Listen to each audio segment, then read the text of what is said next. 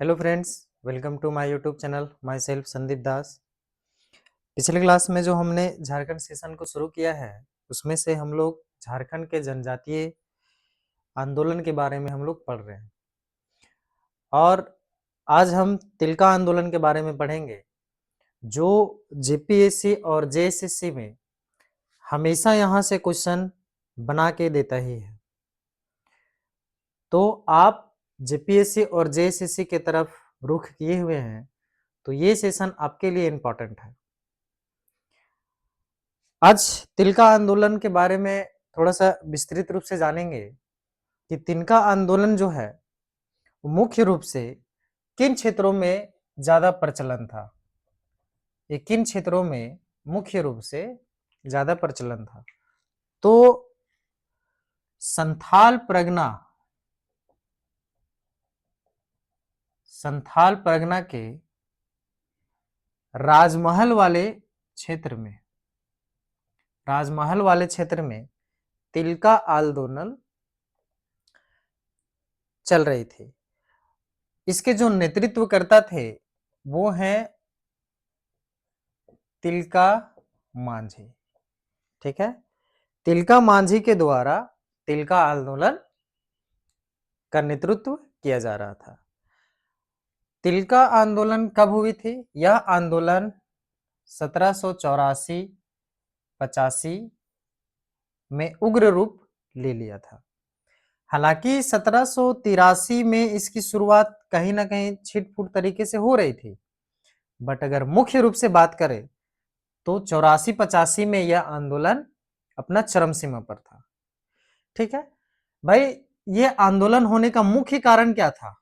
तो मुख्य कारण जो है वो अंग्रेजों के द्वारा जो फूट डालने की नीति अपनाई गई थी कि भाई स्थानीय लोगों में फूट डालो और आपस में ही लड़ा दो। ठीक है, तो ये सब उन लोगों का नीति जो है, जो समझ में आ गया था तिलका आंदोलन को, तो इन्होंने इस आंदोलन का क्या किया? नेतृत्व किया। और अंग्रेजों द्वारा जो जमीनें उनकी छीन ली गई थी, है ना, उनकी जमीनें जो छीन ली गई थी, उनको वापस पाने के लिए तिलका आंदोलन का एक योजनाबद्ध तरीके से प्रारंभ किया गया, है ना। अब बात करें कि विद्रोह का जो प्रारंभ है वो किन क्षेत्रों में हुआ, मतलब प्रारंभ किन क्षेत्रों में हुआ? तो भागलपुर, जो वर्तमान बिहार है, भागलपुर, वहां पर एक वनचरीजोर नामक एक स्थान है। वनचरीजोर नामक एक स्थान है, वहां से तिलका आंदोलन की शुरुआत करी गई। ठीक है, और आंदोलन में लगभग 47 पहाड़िया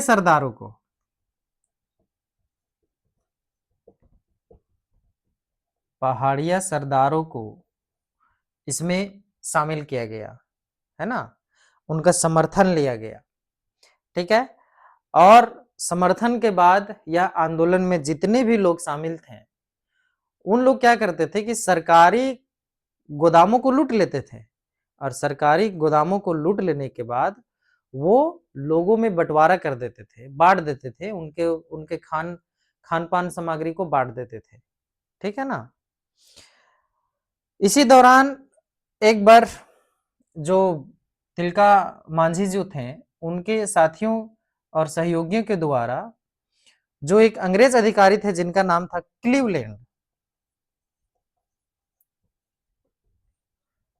क्लीवलैंड अंग्रेजी अधिकारी जो थे, उनको तीर मार करके हत्या कर दी गई। क्वेश्चन पूछता है, तीर मार करके हत्या, क्लीवलैंड की हत्या किससे की गई? तीर मार करके, या बंदूक के द्वारा, या फिर भीड़ों में, है ना। तो ये हमारा आंसर क्या हो जाएगा? तीर से उनकी हत्या कर दी गई। जब क्लीवलैंड की हत्या कर दी गई तो तिलका मांझी को पकड़ने के लिए दूसरे अंग्रेज अधिकारी को नियुक्त किया गया, जिनका नाम था आयरकुट। और आयरकुट को बोला गया कि भाई जाओ, तुम तिलका मांझी को पकड़ो और उसे फांसी दो। ठीक है, तो तिलका मांझी को पकड़ने के लिए रणनीति तैयार किया और तिलका मांझी के जो सहयोगी थे उनमें से एक व्यक्ति ने आयरकुट के जाल में फंस गया और उन्हीं ने क्या किया, तिलका मांझी को धोखे से पकड़ लिया गया, धोखे से पकड़ लिया गया। और जब धोखे से पकड़ लिया गया तो इन्हें जो भागलपुर है ना, वहां पर एक बरगद का पेड़ है, बरगद का पेड़ मतलब एक चौक है या फिर जो भी है, तो बरगद के पेड़ में इनको फांसी दे दी गई, तिलका मांझी को। ठीक है, अब थोड़ा तिलका मांझी के बारे में थोड़ा सा समझते हैं कि तिलका मांझी का अन्य नाम एक जाबरा पहाड़िया था, है ना, उनका अन्य नाम क्या था, जाबरा पहाड़िया। और तिलका मांझी जब वो अपना आंदोलन का ये कर रहे थे नेतृत्व, तो उस समय प्रचार प्रसार के लिए कि अपना आंदोलन जब वो कर रहे थे तो लोगों को अपने तरफ खींचने के लिए, एकजुट करने के लिए, प्रचार प्रसार करने के लिए, है ना, साल वृक्ष, साल वृक्ष के जो पत्ते होते हैं ना, उन पत्तों का वो प्रयोग करते थे और उन्हीं पत्तों के माध्यम से वो अपने आंदोलन का प्रचार प्रसार करते थे। ठीक है, इस आंदोलन में एक युद्ध नीति अपनाई गई थी, युद्ध नीति, युद्ध नीति जिसका नाम है गोरिल्ला युद्ध, गोरिल्ला युद्ध जिसे हम छापामार युद्ध भी कह सकते हैं। ठीक है, तो ये युद्ध नीति पूछता है कि तिलका आंदोलन में विशेष रूप से किस युद्ध नीति का प्रयोग किया गया था, तो गोरिल्ला युद्ध नीति का प्रयोग किया गया था। ठीक है, आप इस बात को ध्यान में रखिएगा। ठीक, अब आंदोलन का जो बोला जाता है, आप उद्देश्य तो आप समझ गए, उसमें से 2-3 उद्देश्य और भी था, जैसे कि आदिवासी अधिकारों की रक्षा करना, मतलब लोग अपने अधिकार की रक्षा करना चाहते थे। समय समय पर आदिवासी के साथ उत्पीड़न हुआ तो उन लोगों ने उसका विरोध किया और आंदोलन का एक रूप दिया, है ना। फिर अंग्रेज को विरुद्ध वो लड़ना चाहते थे, अंग्रेज के विरुद्ध, क्योंकि अंग्रेज जो है वो मुख्य रूप से उनका शोषण करते थे, और शोषण करते थे तो आदमी परेशान को होना ही है, तो इसीलिए उन्होंने अपने शोषण के विरुद्ध अधिकार प्राप्त करने के लिए, भाई अपना आत्मसम्मान प्राप्त करने के लिए उन्होंने युद्ध किया। ठीक है, सामंतवाद से मुक्ति, अब आप जान रहे हैं सामंतवाद क्या है, भाई जमींदारों या फिर उनके सहयोगियों द्वारा उन लोगों को जमीन छीन लेना या फिर सामाजिक शोषण या फिर आर्थिक शोषण, ये सब सारी चीजें शामिल थी, जिससे कि उनको बहुत ही उत्पीड़न हुआ और बहुत ही उनको सब कुछ खोना पड़ा, तो इसलिए यह आंदोलन उन्होंने शुरू किया। तो ये तिलका आंदोलन के बारे में था। अब हम नेक्स्ट आते हैं हो आंदोलन या हो विद्रोह। ठीक है, हो विद्रोह के बारे में।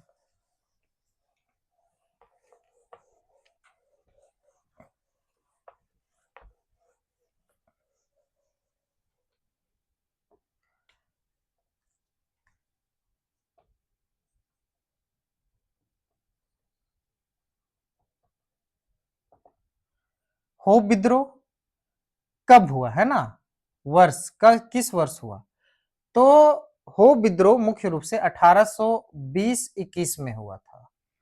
ठीक है, हो विद्रोह 1820-21 में हुआ था। और हो विद्रोह कहां हुआ था, अगर स्थान की बात करें तो स्थान के रूप में सिंहभूम में एक जगह है, सिंहभूम के पोराहाट, पोराहाट में हो विद्रोह हुआ था। हो विद्रोह का नेतृत्व कौन किए, हो विद्रोह का नेतृत्व हो समुदाय के लोग किए, हो समुदाय के लोग, है ना, हो जनजाति के लोगों ने ही यह विद्रोह किया। ठीक है, अभी भी हो जनजाति के लोग हैं, विद्यमान है कोल्हान प्रमंडल में, है ना, वर्तमान के कोल्हान प्रमंडल में। और झारखंड में छिटपुट और इक्का दुक्का है अलग अलग क्षेत्रों में, लेकिन अधिकतम मात्रा में, अगर अधिकतम मात्रा में बोला जाए तो कोल्हान प्रमंडल में हो लोग विराजमान है। ठीक है, बोला जाता है कि जब हो लोग विद्रोह किए तो एक युद्ध हुआ, किनके बीच, युद्ध हुआ अंग्रेज और हो लोगों के बीच, हो जनजातियों के बीच युद्ध हुआ। उसमें से अंग्रेज क्या हुए, जीत गए भाई, और जीत गए तो हो लोग इसका अधीनता स्वीकार किए, है ना। जैसा जैसा अंग्रेज लोग बोले उस अधिकार उसके अनुसार हो लोग तैयार हुए, है ना। इन्होंने, अंग्रेजों ने कहा कि प्रति व्यक्ति या फिर प्रति हल, मतलब कि हर व्यक्ति जो खेती करता है ना, उन्हें जो है 50 पैसे, 50 पैसे प्रति हल, 50 पैसे सालाना कर देना होगा, सालाना कर देना होगा। मतलब टैक्स जो है 50 पैसे प्रति हल के माध्यम से आपको सालाना टैक्स देना होगा, ठीक है। तो इन्होंने स्वीकार किया, भैया युद्ध हार गए तो स्वीकार करना ही है ना। अब ऐसा तो नहीं है कि हार गए फिर भी हम अकड़, ऐसा नहीं है। हालांकि अंग्रेज लोग कभी भी जनजातियों के हितों के बारे में नहीं सुन रहा, ना ही उनके बारे में कुछ अच्छा योजना भी लाया, ठीक है। लेकिन आगे चल करके और भी कई जनजातीय युद्ध हुए, उसमें हम बताएंगे, फिलहाल अभी हम यहीं पे रहते हैं, है ना। तो 50 पैसा कर के रूप में, है ना, उन्होंने देना स्वीकार भी किया, ठीक है। अब हो विद्रोह के बाद हम आते हैं कोल विद्रोह, ठीक है।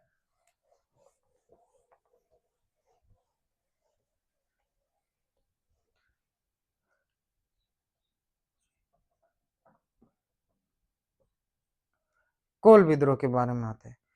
कोल विद्रोह कब हुआ, सबसे पहला सवाल यही आता है कि कोल विद्रोह कब हुआ, किस वर्ष में हुआ। तो 1831-32 में हुआ, ठीक। कहां हुआ, ये भी सबसे उम्दा सवाल आता है, कहां हुआ, स्थान कहां था। तो छोटा नागपुर एवं सिंहभूम के क्षेत्र में, छोटा नागपुर खास प्लस सिंहभूम, प्लस कहां हुआ, सिंहभूम, छोटा नागपुर खास और सिंहभूम में, ठीक है ना। तो वहां पर कोल विद्रोह मुख्य रूप से बहुत ही ज्यादा अधिक व्यापक रूप में हुआ, ठीक है ना। भाई कारण क्या है, अगर हम बात करें हो विद्रोह होने का कारण क्या है, सबसे कोल विद्रोह होने का कारण क्या है।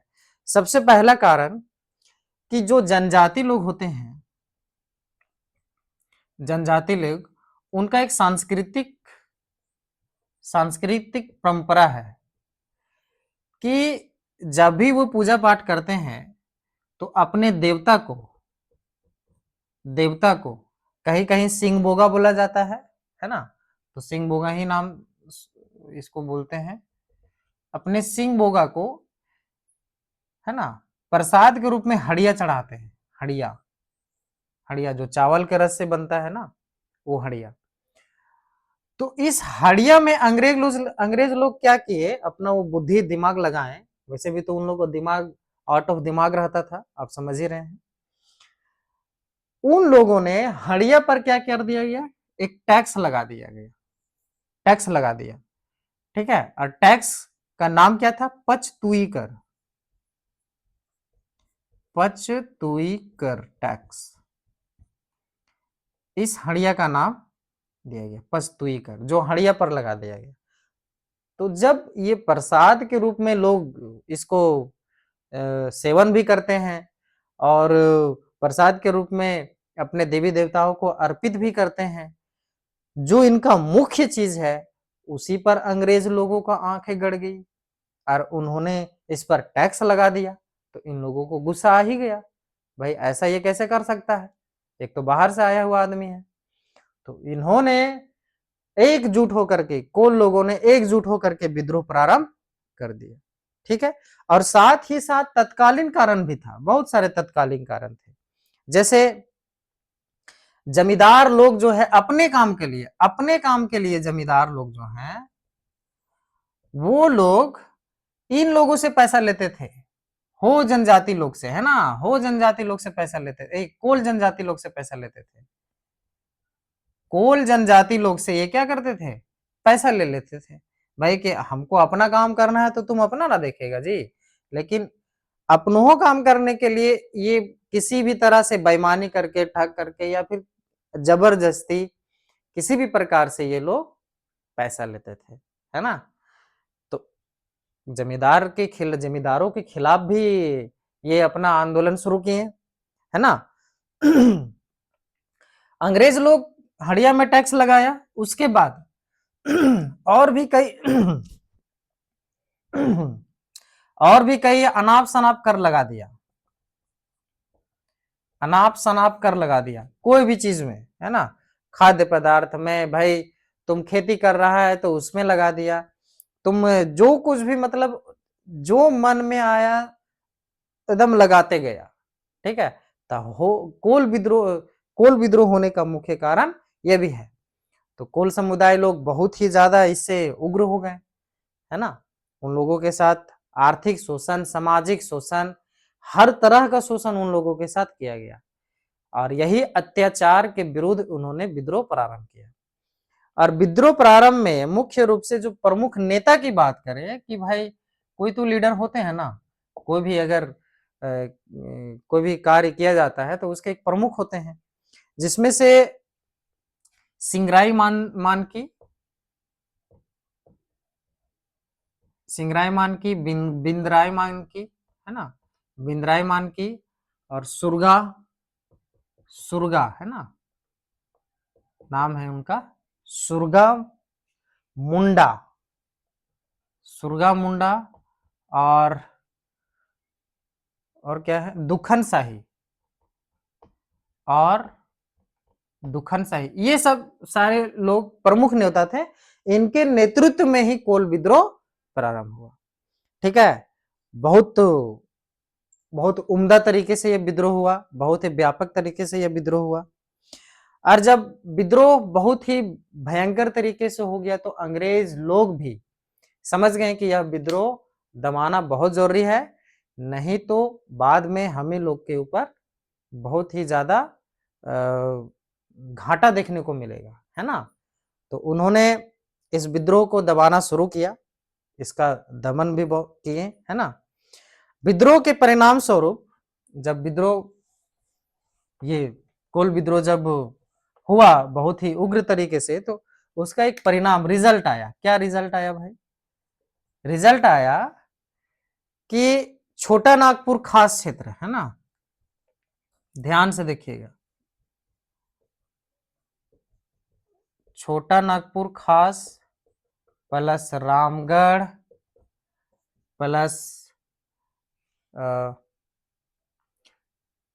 पलामू, खड़गडिहा, ठीक है, खड़गडिहा, इन सभी को रामगढ़ से अलग कर दिया गया, ठीक है ना? रामगढ़ से अलग करके, ठीक है, नन रेगुलेटिंग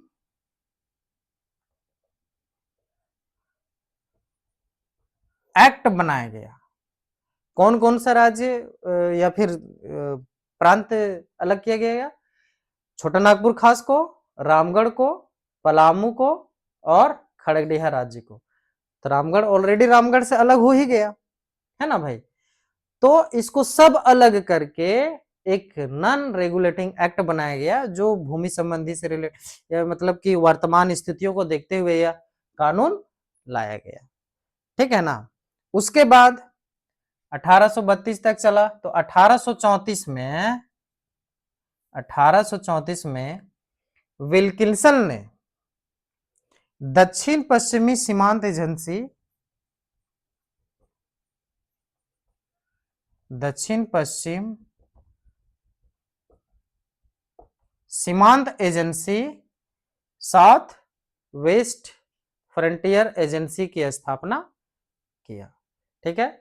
और इसका अगर श्रेय की बात करें तो मुख्य रूप से अगर श्रेय दिया जाता है इस युद्ध के दमनकर्ता को, जिन्होंने युद्ध को समाप्त करवाया, वो थे कैप्टन विल्किंसन, कैप्टन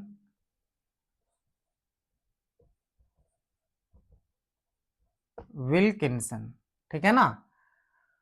तो जितना भी एग्जाम में पूछा जाता है जेपीएससी और जेएसएससी के द्वारा झारखंड जीएस से, उसमें से अगर बात करें जनजातीय विद्रोह में अगर जो पूछता है, तो अगर कोल विद्रोह से पूछेगा तो लगभग लगभग सारे क्वेश्चन का आंसर आपको यहां पे मिल गया। ठीक है, अब नेक्स्ट वीडियो में या फिर नेक्स्ट क्लास में हम देखेंगे और भी जनजातीय विद्रोह जो हुई हैं उसके बारे में। ठीक है, वीडियो यदि अच्छा लगा हो, मेरा क्लास अच्छा लगा हो, तो चैनल को सब्सक्राइब कीजिए, वीडियो को लाइक कीजिए, शेयर कीजिए, और जो भी चीजें आपको लगता है कि कुछ कुछ भी क्वेश्चंस में डाउट है तो कमेंट करके क्वेश्चंस पूछिए, उसका आंसर हम प्रयास करेंगे देने का।